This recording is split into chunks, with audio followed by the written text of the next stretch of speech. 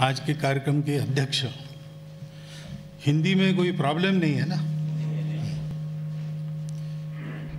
आदरणीय महाराजा श्रीमान सांजाओबा जी, सभी स्वातंत्र्य वीरों के वंशधर यहाँ जो उपस्थित है और उपस्थित नागरिक सज्जन, माता भगिनी,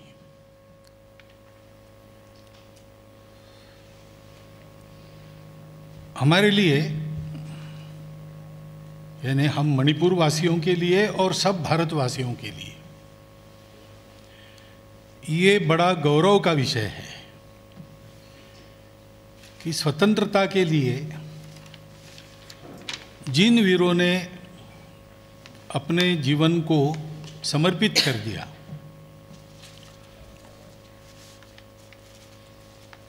स्वतंत्रता के 75 साल पूर्ण होने पर हम उनको स्मरण कर रहे, इतना ही नहीं तो उनके बारे में जानकारी बढ़ा रहे हैं। क्योंकि जैसे किसी व्यक्ति को उसके पिताजी की, दादाजी की इस्टेट मिल गई, उसने स्वयं कुछ नहीं किया, इस्टेट मिल गई, तो उस इस्टेट की वैल्यू क्या है, उसका इंपॉर्टेंस क्या है,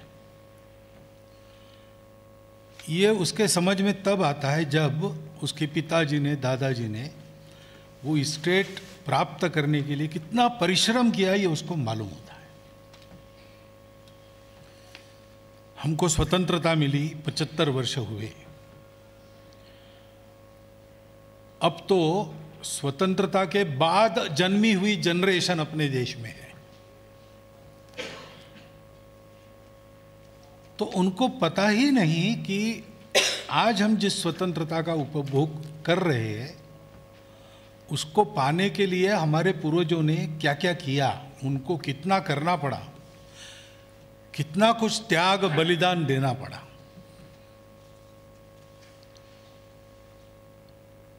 इतना त्याग बलिदान करने की ताकत हमारे पूर्वजों की थी, उनका ही खून हमारे नसों में बह रहा है, तो हम भी उतना ही त्याग बलिदान करते हुए अपने देश को बड़ा कर सकते हैं, अपने जीवन को वास्तविक स्वतंत्र और सुखी जीवन बना सकते हैं। ये आत्मविश्वास इस स्मरण में से प्राप्त होता है।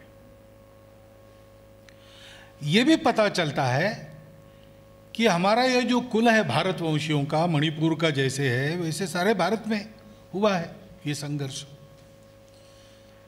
कभी कभी बताया जाता है कि ये संघर्ष केवल कहीं पर उधर नॉर्थ इंडिया में हो, ऐसा नहीं है।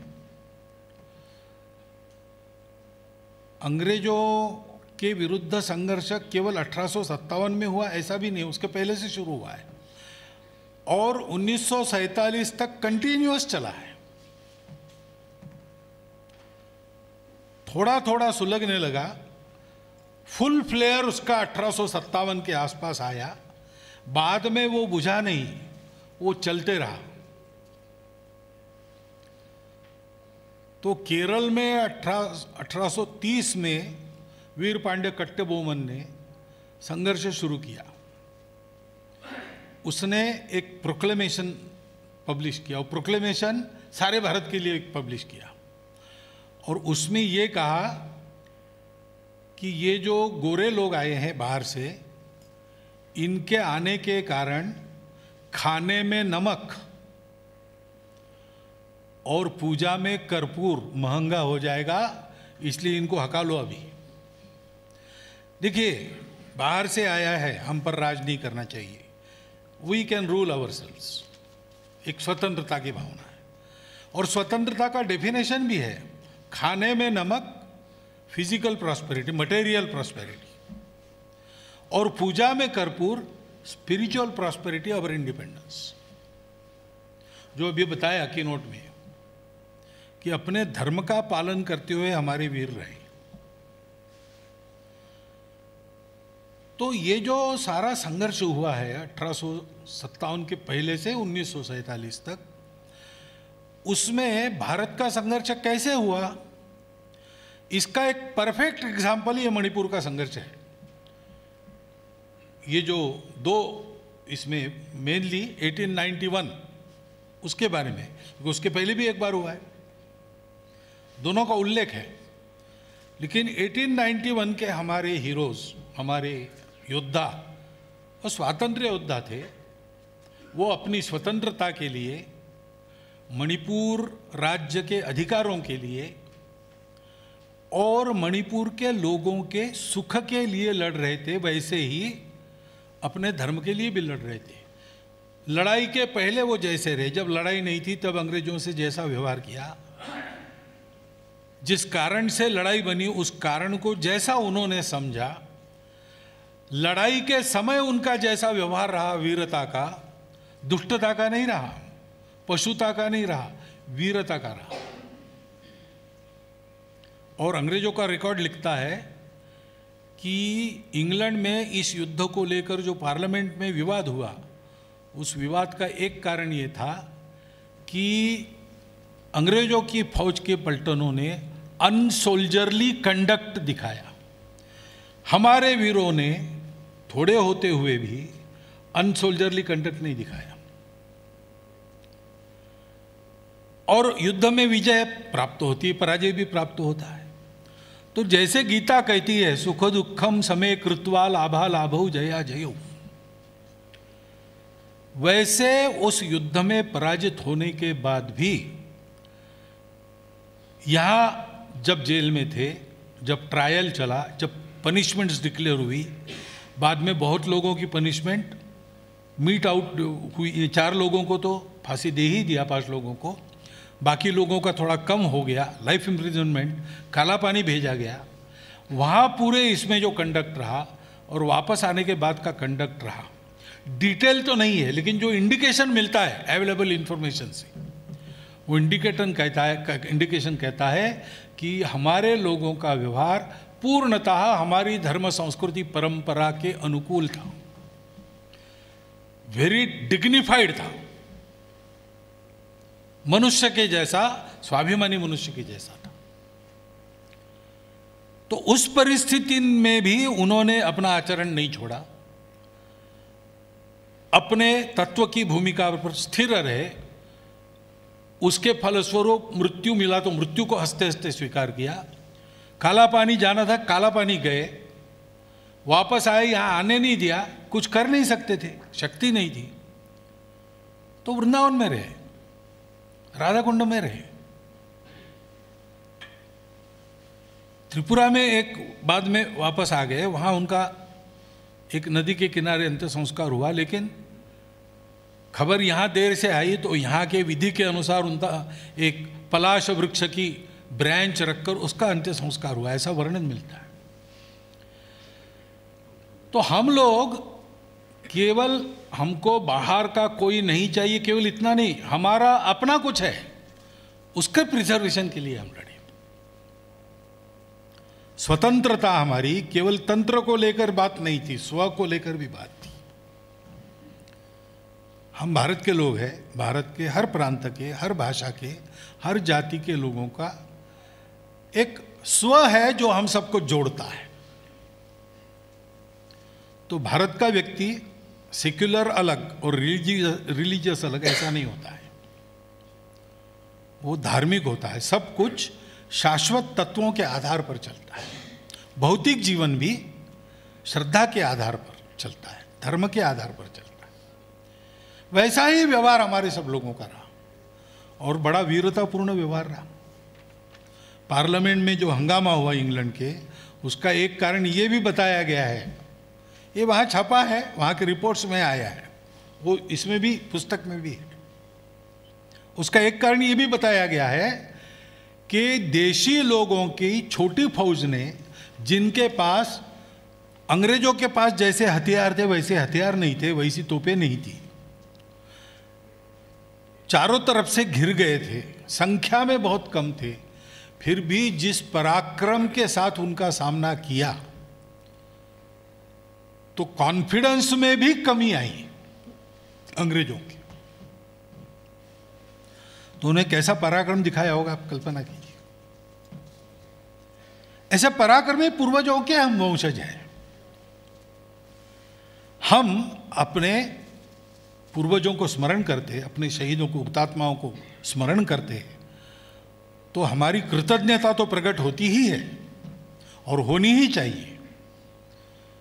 अपने यहाँ पर एक शब्द है श्राद्ध, धर्म विधि है। श्राद्ध है श्रद्धा को प्रकट करना, श्रद्धा पूर्वक करना। हमारी हमारे पूर्वजों के प्रति श्रद्धा है, क्योंकि वो श्रद्धास्पद जीवन के धनी लोग हैं। मैं महाराष्ट्र से आया हूं, मैं डायरेक्ट डिसेंडेंट भी नहीं हूं, मणिपुरी भाषा नहीं जानता, मणिपुर में 8-10 बार आया हूं, बस इतना ही है। लेकिन यह पुस्तक पढ़ने के बाद मुझे भी मन में उन शहीदों के प्रति एक श्रद्धा का, गौरव का अनुभव होता है। और ऐसा मणिपुर भारत में है, इसलिए भारत का भी संबंध उनसे है, इसका आनंद होता है। यह हमारी उनके प्रति श्रद्धा है। उस श्रद्धा के चलते हम उनका स्मरण करते, ये बात तो ठीक ही है। लेकिन उनका जीवन, उनका परिश्रम, उनका युद्ध, उनका त्याग, उनका बलिदान, ये हम सब लोगों को आज हमने कैसा जीना चाहिए, इसका पथ प्रदर्शन करता है। हमको वैसा ही जीना है, इन्हें हाथ में हथियार लेके किसी से लड़ाई नहीं करनी है, लेकिन वैसा ही स्वाभिमान हमारा होना चाहिए। अगर हमारे स्व को, हमारे स्वतंत्रता को, हमारे धर्म को, संस्कृति को कोई हाथ में ऐसे साधन लेकर डराता है, तो उसके प्रतिकार में हमारा शौर्य वैसा ही होना चाहिए। हमारे मन में भय नहीं होना चाहिए। संख्या भले ही हमारी थोड़ी हो या ज्यादा हो, हमारा त्याग बलिदान वैसा ही होना चाहिए। और ऐसा सब करते समय हमारे उन पूर्वजों का कैसा मन था, वो आप कंडक जितना उपलब्ध है उतनी जानकारी भी देखेंगे, आपको ध्यान में आएगा कि इन सब बातों के लिए अंग्रेजों से उन्हें लड़ाई की, शरण नहीं गए, टूट गए लेकिन झुके नहीं। लेकिन उनके मन में द्वेष नहीं था, उनके मन में शत्रुता नहीं थी। गीता का ही जो वचन है, युद्धस्व विगत ज्वरा, ऐसे उन्होंने लड़ाई की। हम भी विगत ज्वर होकर ठंडे दिमाग से परिस्थिति का पूर्ण आकलन करते हुए अपने जीवन में उसी प्रकार के त्याग को प्रकट करते हैं, उसी प्रकार की निर्भयता को प्रकट करते हैं, शौर्य पराक्रम को प्रकट करते हैं, उसी प्रकार के एक डिग्निफाइड व्यवहार को प्रकट करते हैं, अपने देश धर्म के प्रति उसी प्रकार आत्मीयता को प्रकट करते हैं। तो हम, हमारे देश को हमारे पूर्वजों के कारण, उनके त्याग बलिदान के कारण स्वतंत्रता मिली। उनसे पाठ पढ़कर, उनका अनुसरण करते हुए हम लोग ऐसा पुरुषार्थ करेंगे तो हम अपने देश को विश्वगुरु बनाएंगे। ये संकल्प हमने करना चाहिए। 75 वर्ष हमारी स्वतंत्रता को हो गए। हमारे साथ इस्राएल भी स्वतंत्र हुआ, हमारे साथ जापान भी दूसरे महायुद्ध से मुक्त होकर आगे चला, हमारे साथ चीन भी चला। 1948 के ये सब लोग आए। इस्राएल क्या था? रेगिस्तान, कुछ होता नहीं था। इस्राएल में जो लोग आए थे, इस्राएल बनाने वाले, वो सब अपना घर बार स्टेट छोड़कर दूर से वहां आके बैठ सकते। उनके पास सेना नहीं थी, कुछ नहीं था, कुछ नहीं था। रेगिस्तान में खेती करनी थी।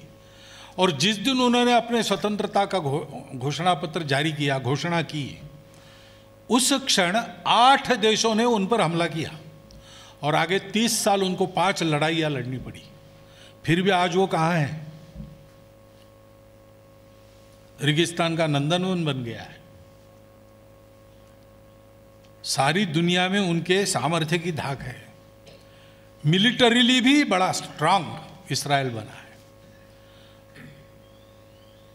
तो सब प्रकार से एक वैभव संपन्न राष्ट्र का उन्होंने निर्माण किया। जापान भी दूसरे महायुद्ध में उसकी सारे उद्योग एटम बम से बेचिरा हुए थे, 2 बड़े शहर ध्वस्त हो गए पूरे। अमेरिका के वर्चस्व में कुछ साल चलना पड़ा आगे। फिर भी आज जापानी कुछ काल तो देश के दुनिया के बाजारों का राजा बना था और आज एक प्रगत राष्ट्र है। चीन को तो हम देख ही रहे हैं। 48 का जो चीन था, कितना बड़ा विस्तार उसने अपने भूमि का कर लिया, कितना बड़ा उसका आर्थिक सामर्थ्य है। मिलिट्री से हमारा हमसे शत्रुता करता है, लेकिन है तो बड़ा, कुछ तो परिश्रम किया ही है। हम 75 साल में वैसा क्यों नहीं कर पाए? हमने कहीं कम किया ऐसा नहीं है, हम भी आगे बढ़े हैं और हम भी आगे बढ़ेंगे और हम अपना उदाहरण स्थापित करेंगे दुनिया में, बात पक्की है। लेकिन कैसा करेंगे? अभी तक जैसा किया, हमको अपनी चाल बदलनी पड़ेगी, हमको गति बढ़ानी पड़ेगी। वो कैसे होगा? हमारे स्वतंत्रता के लिए जिन लोगों ने अपने सर्वस्व का होम कर दिया, अपने स्वार्थ की होली जला दी, त्याग किया, बलिदान किया, और ऐसा करने के बाद भी मन से वो किसी के दुश्मन नहीं बने, विश्व बंधुत्व का हमारा जो स्वभाव है उसको बिना छोड़े उन्होंने ये सब किया। उसी प्रकार, उसी त्याग, बलिदान, बंधुत्व की भावना के आधार पर उसी प्रकार का पुरुषार्थ, पराक्रम दिखाते हुए, अपने स्व का विवेक रखते हुए, हम सब लोग विविधता भरे इस देश के सब भाषा भाषी, सब प्रांतों के, सब जाति वर्गों के, सब पंथ उपासनाओं के लोग मिलकर वैसा चलेंगे तो हम अपने देश को विश्वगुरु बनाएंगे। और फिर से, बहुत दूर नहीं, लेकिन ऐसा हम करेंगे तो अपने स्वतंत्रता का 125 वर्ष, उस समय जब हमारे इन पूर्वजों की हम फिर से याद करेंगे बड़े पैमाने पर, याद तो हमको प्रतिक्षण करना चाहिए, एक क्षण भी उनको भूलना नहीं चाहिए, लेकिन समारंभ पूर्वक 100वें में याद करेंगे, तब हम उनके स्मृति को श्रद्धापूर्वक नमन करेंगे, अपनी श्रद्धांजलि देंगे और मन ही मन अपने पूर्वजों को नम्र निवेदन करेंगे कि हे महापुरुष, आपके त्याग पर हमारा जीवन खड़ा हुआ, उस जीवन को हमारे त्याग पुरुषार्थ से हमने आपका नाम सारी दुनिया लेगी, इतना समर्थ देश भारत को बनाकर हमने खड़ा किया है। कृपया आप आइए और ये हमारी वास्तविक श्रद्धांजलि स्वीकार कीजिए। ऐसा हम आह्वान कर सकेंगे।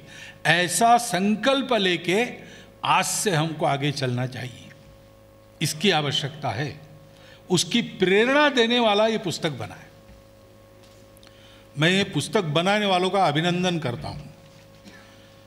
उन हमारे पूर्वजों के बारे में जानकारी प्राप्त करना बहुत कठिन बात है, पूरी तो अभी भी नहीं हुई, लेकिन जितनी उन्होंने खोज कर निकाली है वो भी हमारे सामने उनके जीवन की कल्पना देने के लिए पर्याप्त जानकारी। इसके लिए उन्होंने परिश्रम किया है, बहुत अच्छा रिसर्च किया है, वेल डॉक्यूमेंटेड बातें हैं, कुछ अपेक्षा भी व्यक्त की है। वो सामान्य अपेक्षा है तो सरकार से है, सरकार ने 1-2 काम उसमें से कर दिए है। केंद्र सरकार ने अंडमान में वो माउंट हैरियट का नाम भी बदल लिया है, मणिपुर के नाम पर किया है, उस युद्ध के स्मरण में, युद्ध के शहीदों के स्मरण में। वो काम सरकार करेगी, धीरे धीरे होगी। सरकार हमेशा धीरे चलती है, वो जल्दी चल ही नहीं सकती। लेकिन समाज को जो करना है वो समाज कर सके, इतनी प्रेरणा इस पुस्तक से ज़रूर मिलती है। मैं अनुरोध करूँगा, ये अंग्रेजी में छपा है क्योंकि रिसर्च है, आजकल सारा एकेडमिक हमारा डिस्कोर्स अंग्रेजी में ज़्यादा चलता है, लेकिन इसको मणिपुरी में भाषांतर करना चाहिए और इसको हिंदी में भी भाषांतरित करना चाहिए। अंग्रेजी है, मणिपुरी है, हिंदी है, तो ये इन्फॉर्मेशन सारे भारत में जाएगी। ये इन्फॉर्मेशन मणिपुर में भी जाएगी, मणिपुर की युवा पीढ़ी को नए पुरुषार्थ की प्रेरणा देगी। सारे भारत में ये जाएगी तो भारत के लोग जानेंगे कि परंपरा से हमारा एक अंग, हमारा ही एक भाई, आकार में छोटा है, साधनों में कम है, लेकिन स्वतंत्रता की लड़ाई के योगदान में उसका योगदान कम नहीं है, हमारे बराबरी का है। एक दूसरे के बारे में ये जानकारी होने की आवश्यकता है, और इसलिए मेरा ये आह्वान है कि इसका मणिपुरी में भाषांतर हो। अंग्रेजी में ठीक से एक्सप्रेस भी नहीं होता, कुछ वहाँ ग्रामेटिकल मिस्टेक्स वगैरह भी आपको मिलेगी पुस्तक में, लेकिन पुस्तक का भाव तो एकदम ठीक आता है। उसके अंग्रेजी में करेक्शन की ज़रूरत है, परंतु अंग्रेजी छोड़ दीजिए ना, अपना सामान्य आदमी यहाँ मणिपुरी पढ़ेगा, बोलेगा, समझेगा। भारतवर्ष में दक्षिण के राज्यों में अंग्रेजी काम आ जाएगा, और बाकी राज्यों में हिंदी में सामान्य आदमी समझता है। तो ये जानकारी सर्वदूर जाए, मणिपुर का कंट्रीब्यूशन क्या है भारत की स्वतंत्रता में, ये जानकारी मणिपुर की मिले कि भारत की स्वतंत्रता में कैसा त्याग बलिदान हमारे पूर्वजों ने किया, और एक नया पुरुषार्थ हमारे इस क्षेत्र में खड़ा हो, जो आने वाले भारतवर्ष, विश्वगुरु भारतवर्ष के परम वैभव में भी यह दावा कर सकेगा कि सारे पुरुषार्थ में जैसा पहले से महाभारत काल से भारत के जीवन में मणिपुर का योगदान रहा है, वैसा ही योगदान आज की पीढ़ी भी करती है। एक देश के हम सब अंग अपना अपना योगदान करके पूरे देह को पुष्ट बना रहे, पूरे देह के साथ उसका प्रत्येक अंग भी पुष्ट हो रहा है। ऐसा एक समग्र भारतवर्ष का उत्थान हमारे कर्तृत्व से हम प्राप्त करें, ऐसी प्रेरणा इस पुस्तक में है। इस पुस्तक के लेखक और प्रकाशकों का मैं फिर एक बार अभिनंदन करता हूँ। यहाँ जो और हमारे शहीदों के, वीर पुरुषों के जो वंशधर लोग यहाँ बैठे हैं, उनको श्रद्धापूर्वक विनम्र वंदन करता हूँ, और आप सबका धन्यवाद करता हुआ मेरे 4 शब्द समाप्त करता हूँ।